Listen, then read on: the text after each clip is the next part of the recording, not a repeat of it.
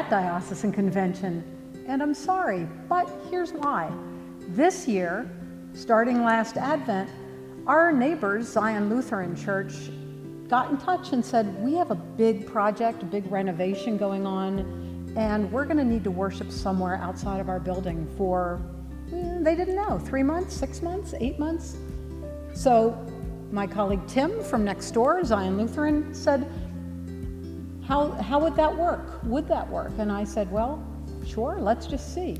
We had a plan that they would worship with us for a number of months, and that every other week we would switch back and forth. One Sunday all together in our sanctuary, and every other Sunday, Lutheran Church upstairs in our auditorium.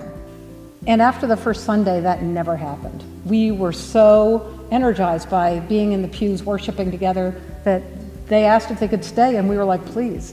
And so we had 7 months of joint worship, joint preaching, and we're just, we've been transformed, I think, as a congregation because of our new enhanced friendship with Zion Lutheran.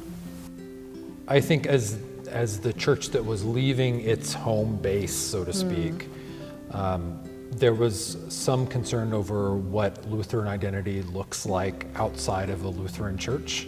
Right. I think the only logistical issue was the hymnals, because of course our hymnals are so dear to us. And we were there for 7 months, and we weren't sad about it. You know, it was a great time worshiping together. And also just the joys of sharing liturgical styles and worship language, you know, the subtle differences, but getting to rejoice in the little things that make us our own different traditions that we can just borrow and occasionally keep, such as the Lutheran confession that we've been adopting has just been a delight. Are you still doing that? We do that every Sunday as a reminder of our connection together. Worship naturally led to joint fellowship. We did beer and carols at your place. We did beer and carols, I guess a Lutheran thing. Oh, and I never finished saying the reason I'm not a convention is because this very Saturday is the rededication of this space, and I'll be joining with Tim and with Bishop Hazelwood as a part of that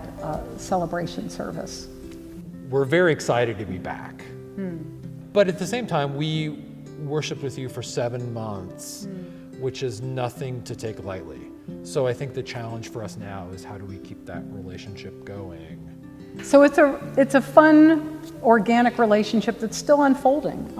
Tim and I just met to make sure that our October newsletters included lots of opportunities for pulpit swapping and book groups and movie nights. And we're just excited to see where we go with this.